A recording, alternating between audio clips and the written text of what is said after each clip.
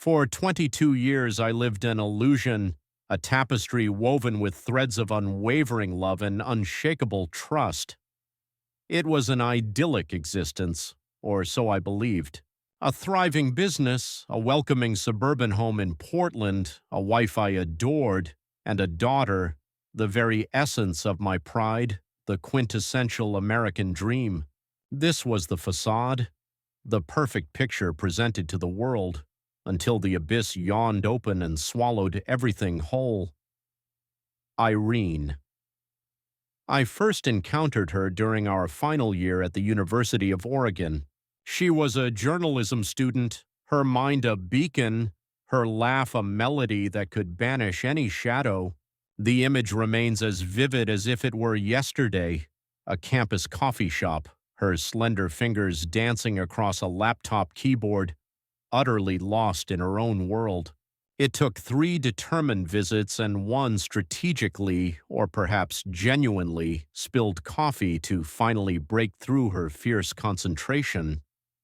When her eyes, initially alight with annoyance, softened into that radiant smile, I knew I was utterly, irrevocably lost. We were young, perhaps foolishly so, yet possessed an undeniable certainty in each other. Just 8 months after our very first date, amidst the vibrant chaos of a summer festival by the waterfront, I knelt. The ring, a testament to 3 months of meager savings from my part-time job, paled in comparison to the luminescence of her face. "Are you sure?" she whispered, tears tracing paths down her cheeks. "We have an entire lifetime ahead of us." My response, infused with the boundless optimism of youth, was resolute. "Exactly why I am sure. I want to spend every single moment of that lifetime with you." The echo of that vow, a testament to a future that never truly materialized, would later mock me with a bitter taste of betrayal. A year later, Cassandra arrived, an unforeseen blessing. We hadn't planned for children so soon, yet when Irene whispered of her pregnancy, it simply felt right. The memory of holding my daughter for the very first time, a tiny, perfect creature with Irene's eyes and my stubborn chin, remains sacred. In that moment, a silent vow formed within me to give her the entire world. The early years were a beautiful, exhilarating chaos. I was just launching my landscaping business, toiling 14 hours a day while Irene finished her degree and cared for our infant. We lived in a cramped apartment where thin walls offered no refuge from our neighbors' perpetual arguments. We were perpetually broke, surviving on instant noodles and meticulously counting every penny until payday. But, oh God, we were happy. There is a profound alchemy in shared struggle, a binding of souls that no comfort can replicate. Every minuscule victory was celebrated with wild abandon. A new client, Irene's first published article, Cassandra's first tentative steps across our tiny living room.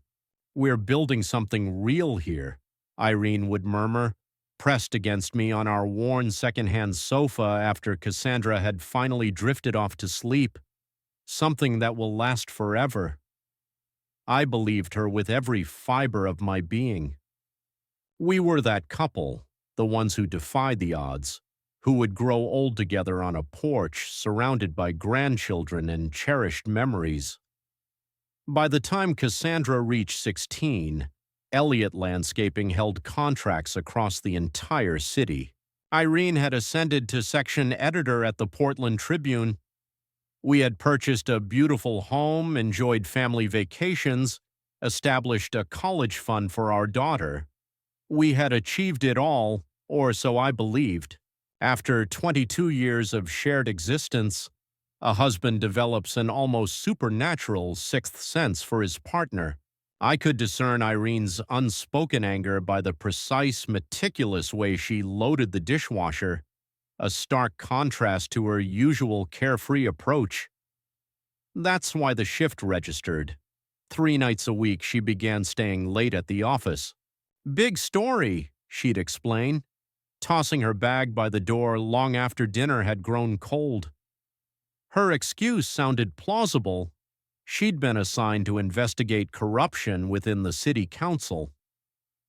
Yet something felt terribly wrong.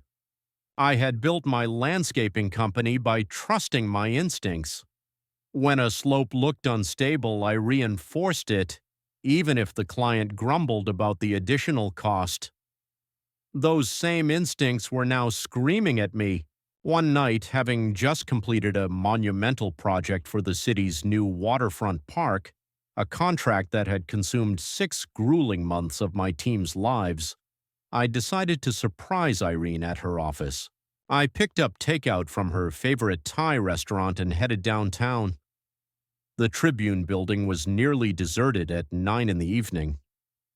The security guard, who recognized me from various corporate parties, waved me through with a friendly nod. "The 7th floor is pretty empty, Mr. Elliott. Not sure your wife is still there." I found the features department silent and dark, save for a single desk lamp casting a solitary glow in a corner cubicle. Through the glass door, I saw Irene. She was talking on the phone, laughing in a way she hadn't laughed at home in months. My hands clenched around the takeout bag. I could have burst in, demanded answers, shattered the fragile peace. Instead, I retreated into the shadows and watched. She was different somehow, vibrant, alive in a way I hadn't seen in years. When she hung up, she stared at her phone for a long moment, a faint smile gracing her lips. Then she typed something quickly, a clandestine message, before tucking it away. I slipped away before she could possibly spot me, discarding the untouched food in an outdoor trash receptacle. That night I lay beside her in bed, listening to her quiet, even breathing, and wondering who was on the other end of that phone call. The next morning I did something I never imagined I would. While Irene was in the shower, I checked her phone. Nothing suspicious in recent calls or messages. Either I was paranoid or she was meticulously careful. 2 days later, I got my answer. Cassandra had taken my truck to move some furniture into her college apartment. When she returned, she handed me the keys along with a credit card receipt she'd found in the console.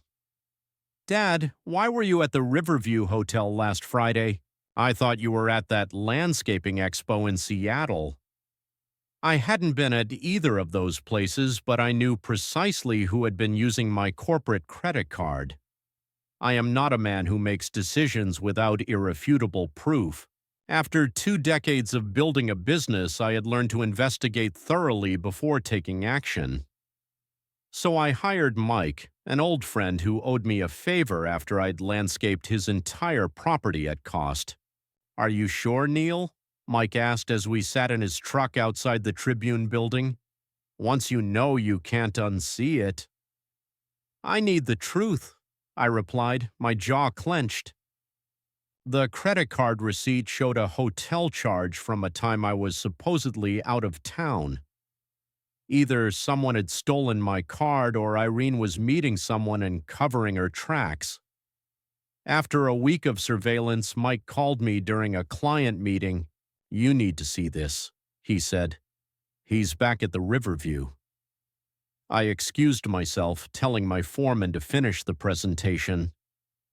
20 minutes later, I was pulling into the hotel parking lot. Mike pointed to a silver Audi parked in the corner. "That's not her car," I frowned. "No, but she arrived in a cab 40 minutes ago. The Audi belongs to this guy." He handed me his long-lens camera. Through it, I saw a tall, gray-haired man checking his watch before entering the hotel. Something about him felt vaguely familiar. "His name is Damon Reeves," Mike said, "editor at the Seattle Sentinel. Apparently, he and Irene worked together years ago." The name hit me like a physical blow. Damon, the guy she'd dated before me, whose name she'd occasionally mentioned with a distant look in her eyes. the one who'd moved to Seattle for his career just before we met. "I've seen enough," I said, handing back the camera. That night I didn't confront Irene. Instead, I scheduled a session with our longtime family therapist, Dr. Winters. I told Irene it was about my stress from expanding the business. She readily agreed, probably relieved I wasn't questioning her late-night conference story. During our session, Dr. Winters asked about our relationship. "Honestly," I said, looking directly at Irene, "I feel like something has shifted between us." She squirmed uncomfortably. "We've both been busy. It's just a phase." "Is there something else going on, Irene?" "Doctor," Winters asked gently, "something Neil should know." Irene glanced at her phone, which vibrated with a message. Something in her expression broke. "I've been in touch with someone," she confessed, not meeting my gaze. "An old friend, Damon Reeves." "Damon Reeves isn't just an old friend," I said calmly. Her head snapped up, eyes wide. "How did you—" "Does it matter? What matters is that you've been lying to me, using my credit card to pay for your hotels." "Doctor," Winters attempted to mediate, but Irene suddenly stood up. "I'm sorry you found out this way, but perhaps it's for the best," she said, her voice now stronger, resolute. "Damon and I have reconnected, and I've realized something I've been denying for years. He was always the one for me. Neil, what we had, it was good, but it was wrong." I sat there, 22 years of marriage dissolving before my very eyes, as my wife told me I had been her consolation prize all this time. The drive home from Dr. Winter's office was silent, heavy with 2 decades of memories that suddenly took on a sinister new meaning. Every anniversary, every vacation, every quiet Sunday morning, all of it felt like sand slipping through my fingers. At home, Irene immediately began packing a suitcase. "Is that it?" I asked, standing in the doorway of our bedroom. 22 years and you just walk away?" She froze, a folded sweater clutched in her hands. "I didn't plan for this to happen. Damon contacted me about a potential job opening at the Sentinel. It was supposed to be purely professional, but it ended up being much more personal." "I'm done," I said, the control in my voice surprising even me. Inside, I was a hurricane, but on the outside, I remained the same stoic, practical man I'd always been. "I think I loved him all this time," she whispered, almost to herself. "When he left for Seattle, I tried to move on with you. I built a good life, a comfortable life. But seeing him again—" "Stop!" I cut her off.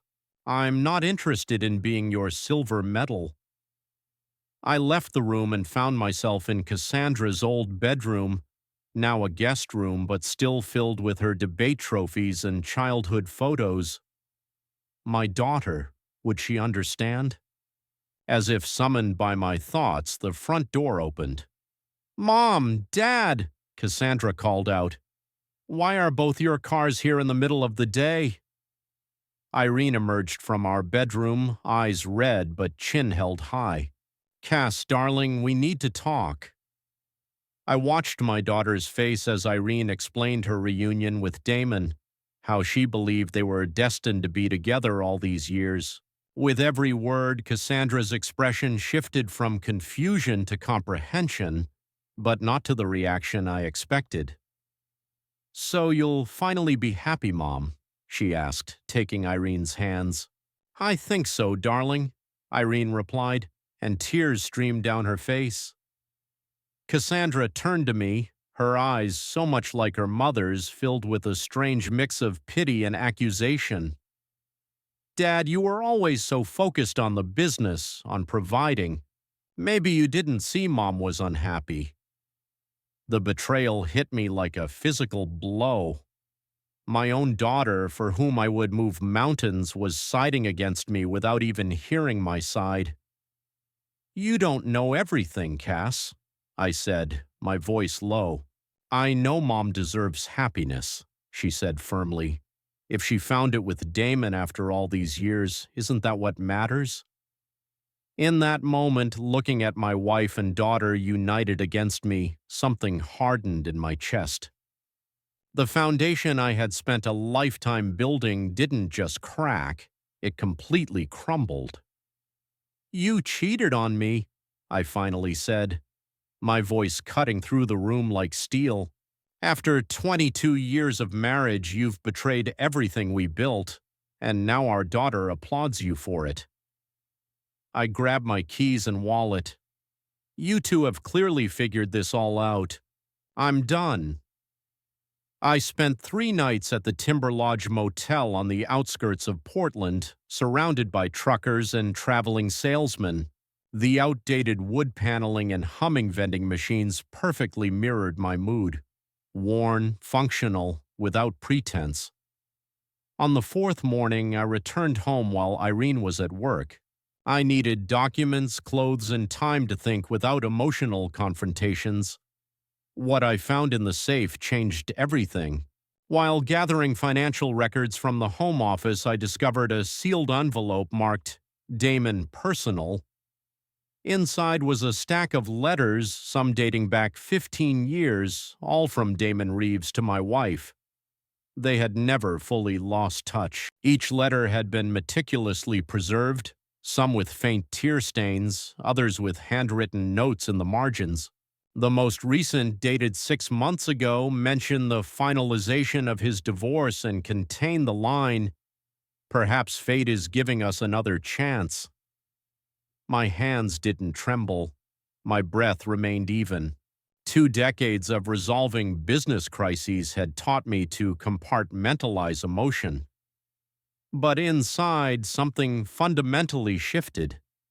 The last shred of doubt about whether this was a recent development or a long-standing deception vanished. As I finished packing, Cassandra unexpectedly appeared. She froze in the doorway of my home office. "Dad, what are you doing?" "Taking what I need," I replied, closing my briefcase. "Mom's worried about you," she said, blocking my path. "You can't just disappear." "Worried?" I laughed, the sound hollow even to my own ears. "Your mother has been in love with another man for the entirety of our marriage, Cass. These," I held up the envelope, "prove it." She took the letters, her confidence faltering as she skimmed the dates and contents, but she said they only recently reconnected. "Life lesson, kiddo. People lie, even parents." Her eyes filled with tears. "But you and Mom were happy." "I remember we were." "I concede," my voice softening slightly, "or at least I was. That's what makes this worse." "What are you going to do?" "The only thing I can do, move forward."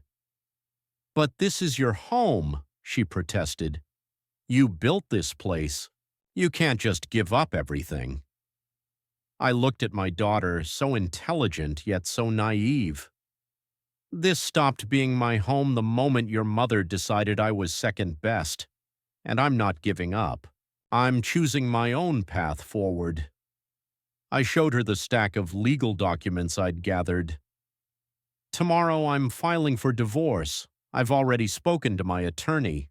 Your mother can keep the house. I'll start over." "But what about me?" Cassandra suddenly asked, looking terribly young. "You made your choice pretty clear, Cass. You think your mom deserves happiness with her true love. I won't stand in the way of that fantasy." I kissed her forehead and walked around her, carrying my briefcase and duffel bag. Behind me, I heard her quiet sobs as she continued to read the letters, the proof of a betrayal that spanned not months, but decades. As I drove away from the home I had built, landscaped, and filled with dreams, I didn't look back. Men like me don't break. We rebuild. The county courthouse was quiet that Tuesday morning. My attorney, Sandra Matthews, met me on the granite steps, briefcase in hand, determination in her stride. "Are you absolutely certain about this, Neil?" she asked, her voice low. "Full dissolution, minimal negotiation, no fault." "Absolutely," I replied. "I built my business knowing when to cut losses and move on. The same principle applies here." Inside, we filed the necessary paperwork to initiate the divorce. No drama, no scenes, just the methodical dismantling of 22 years reduced to forms and signatures. As we exited, fate had other plans. Irene was ascending the steps, accompanied by her own attorney.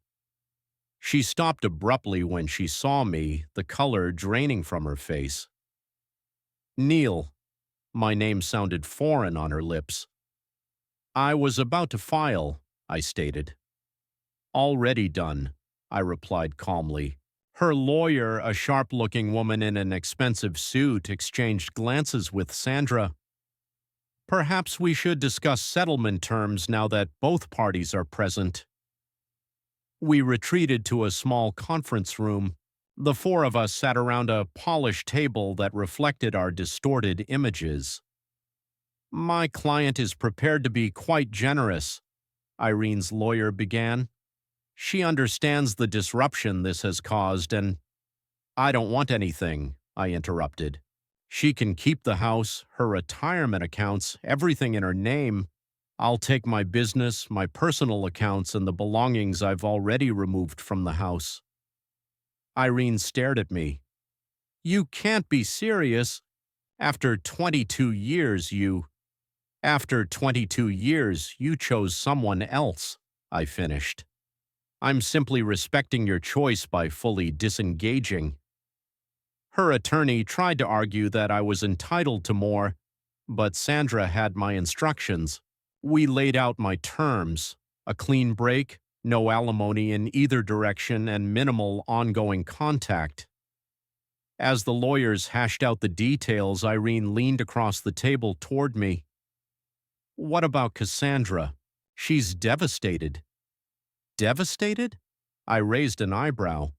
"As I recall, she was celebrating your newfound happiness with your soulmate." "That's not fair. She's stuck in the middle." "No, she chose a side, just like you did."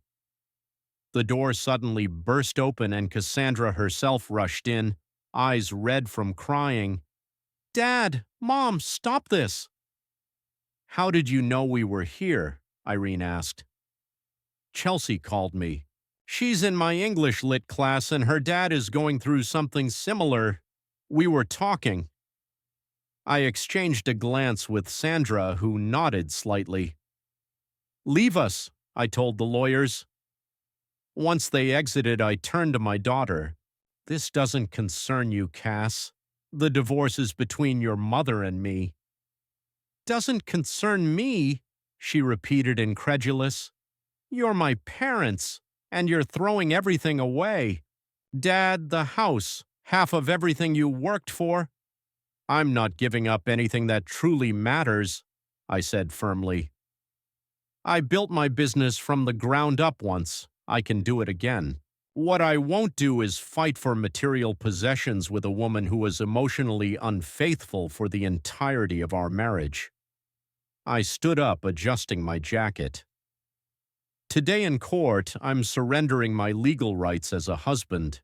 But make no mistake, I'm gaining something far more valuable: my self-respect." 6 months after the divorce, Elliott Landscaping had expanded into 3 neighboring counties.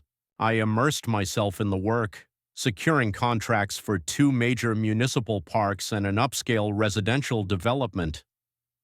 My team had doubled in size, and I had moved into a modest yet comfortable apartment overlooking the Willamette River. I had chosen a clean slate over a bitter battle, and it was paying dividends. No looking back, no dwelling on the betrayal, just forward momentum and hard work. This strategy served me well until Thanksgiving, when an unexpected visitor appeared in my office. Your secretary said I could wait, Cassandra said, rising from the leather sofa in my study. She looked thinner, with dark circles under her eyes. You've been avoiding my calls. Been busy, I replied, sitting down. My blueprints. The Monroe Project starts next week. Dad, she moved closer. Mom sold the house. I raised an eyebrow. That was part of the agreement. It's her property now. She and Damon are moving to Seattle.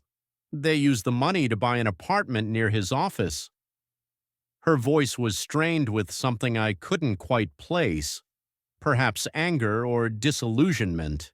She didn't even consult me. You're 20, Cass. You're an adult. She doesn't need your permission. It's our home, she cried. Every single memory I have is in that house. My growth marks on the kitchen wall, the treehouse you built for me, the garden we planted together, all gone to strangers now. I sighed, leaning back against my desk. They're just places, kiddo. The memories stay with you. Easy for you to say. You just walked away from everything without looking back. My calm facade cracked slightly. You think that this was easy? I opened a desk drawer and pulled out a small wooden box, the only personal item in my office. This is all I kept. Inside were a few items. Cassandra's first baby tooth, her childhood drawing of our family, a Father's Day card she'd made when she was 10, and a small jar of dirt from the backyard where we'd given her hamster a full funeral when she was 8. I didn't walk away from what mattered, I said quietly. I just refused to fight for the rest. Her eyes filled with tears. I was wrong, Dad, about everything. I found Mom's old journals after you left. She'd been writing to Damon for years, even when they weren't in direct contact. She called you her safe choice, her comfortable compromise. She angrily wiped her eyes. How could she write that after everything you did for us? I gently closed the box. People see what they want to see, Cass. Your mother needed to believe she sacrificed her true love for duty.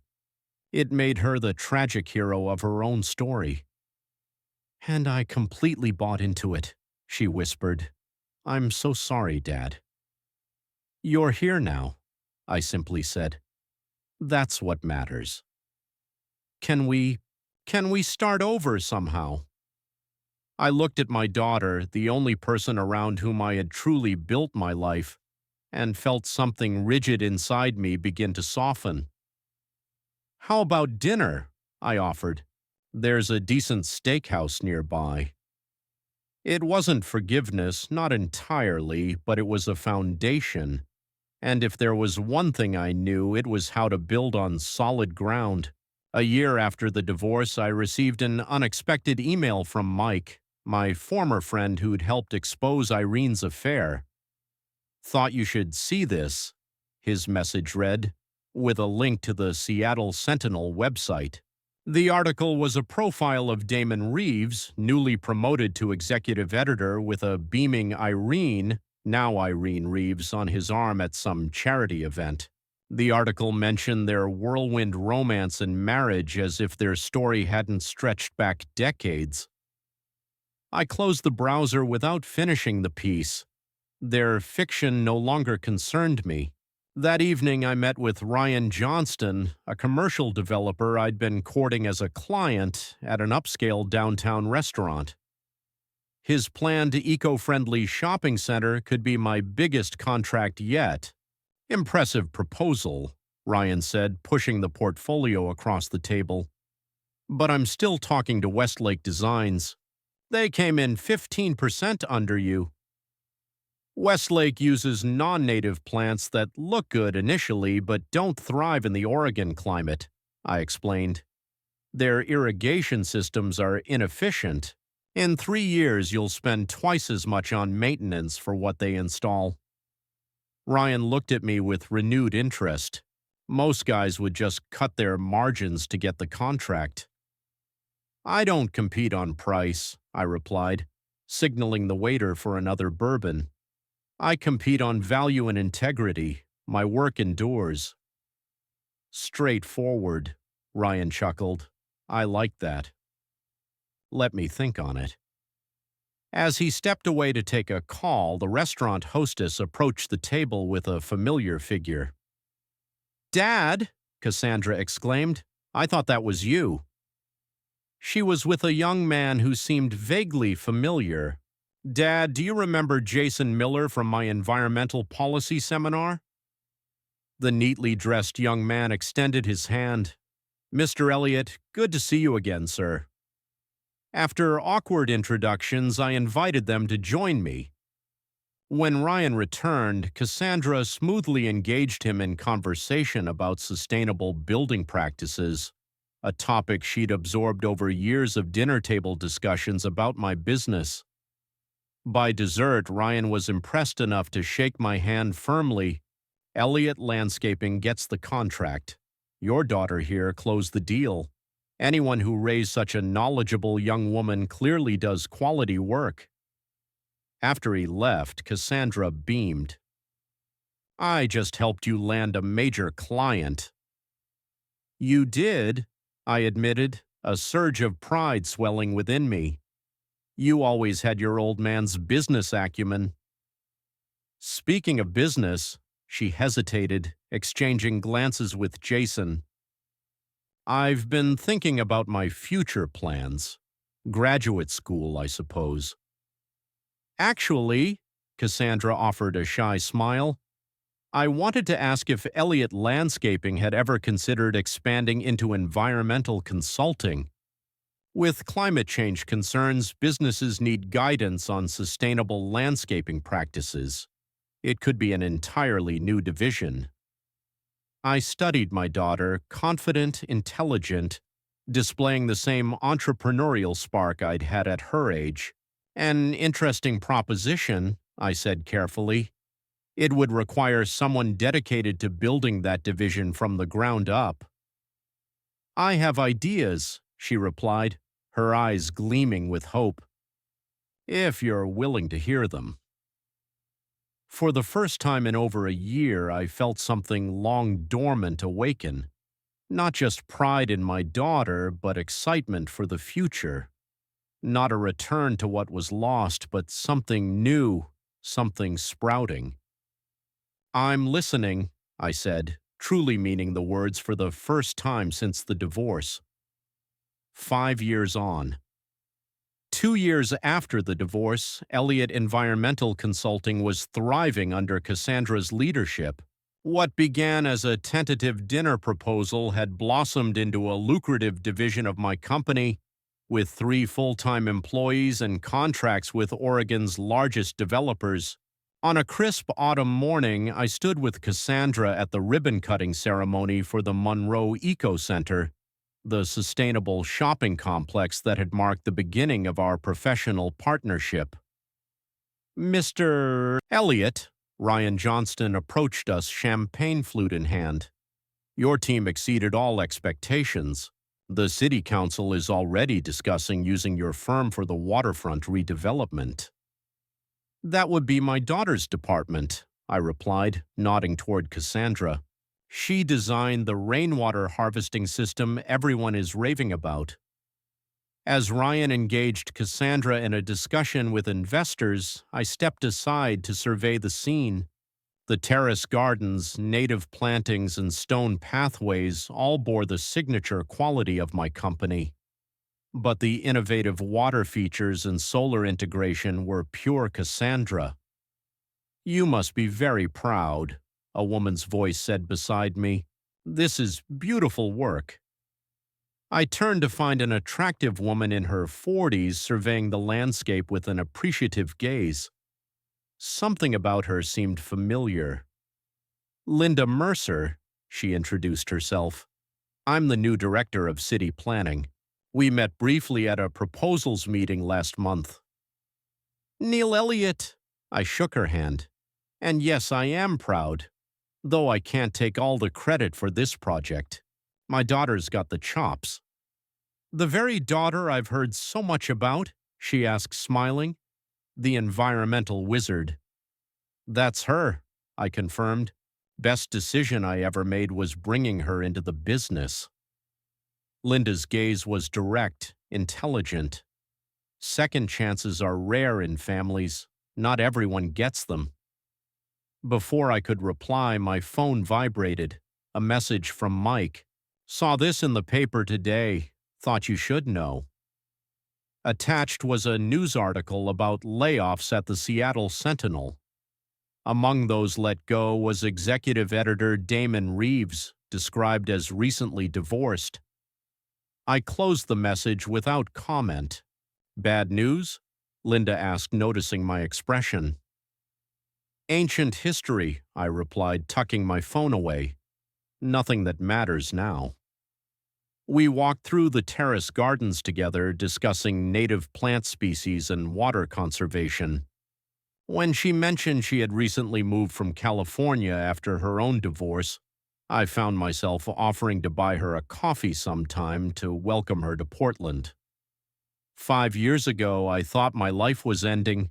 2 years ago, I thought I'd never trust anyone again.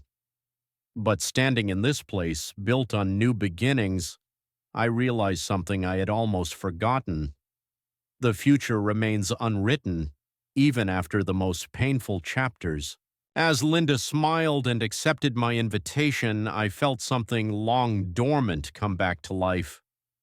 Not the desperate passion of youth, but something more enduring, something built on a solid foundation.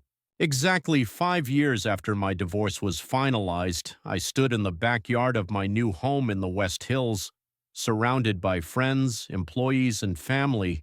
String lights twinkled in the trees I had meticulously chosen and planted myself, illuminating the terrace garden that had become my personal sanctuary. Speech, Ryan Johnston called out, raising his glass. In the year since the Monroe Project, he had become both a major client and a close friend. I wasn't one for public speaking, but some occasions were worth it. Linda squeezed my hand encouragingly as I cleared my throat. 5 years ago, I thought my life was ending, I began, surveying the faces gathered on the patio. Instead, it was just beginning, a new phase. Like any good landscape design, sometimes you have to clear the ground before you can build something better. A ripple of laughter went through the group. My team from Elliott Landscaping and Environmental Consulting raised their glasses in agreement. In the past 5 years, our company has tripled in size. My daughter has revolutionized our approach to environmental design. I gestured toward Cassandra, who stood with her fiancé Jason by the fire pit I'd built last autumn, and I've learned that second chances come in unexpected forms. I turned to Linda, whose engagement ring caught the firelight. After 2 years of dating and 1 year of living together, we had decided to make it official last month. No grand gestures or dramatic proposals, just two people who had weathered their own storms, choosing to build something together. Later, as guests began to depart, Cassandra found me by the stone wall that marked the property's edge. She'd be proud of you, you know, she said quietly. Your mother? I asked, surprised. No, Cassandra shook her head. My grandmother, your mom. She always said you were a builder of hearts, not just with your hands, but with your whole life. The mention of my mother, gone for 10 years, brought a lump to my throat. She was a wise woman. I got a letter from Mom last week, Cassandra continued. She's back in Portland teaching journalism at a community college. Damon isn't in her life at all. Are you going to see her? I asked, trying to keep my tone neutral. Eventually, she sighed, but I'm not rushing it. Some foundations need time to rebuild. I nodded, understanding completely. Whatever happens with your mom, you know where home is now. As we walked back toward the house where Linda was saying goodbye to the last few guests, I felt a profound sense of completion. Not because everything was perfect, life never is, but because I had rebuilt everything on my own terms, with my own hands. The man I had become in these 5 years was stronger than the one Irene had left behind, not in spite of the betrayal, but because of how I chose to react to it. The best revenge isn't bitterness or retribution. It's creating a life so full that the past becomes simply the past. Ready to go in? Linda asked, slipping her hand into mine. Absolutely, I replied, pouring every possible meaning into the word. Ladies and gentlemen, since you've listened to the end of this story, please subscribe to the channel and write in the comments which state you're watching from. Let's see what percentage of elite viewers make it to the end. And please kindly turn your attention to the screen after this message. There you'll find a full playlist of thrilling stories, a subscribe button for the channel, and our most captivating story. Click, enjoy, and thank you.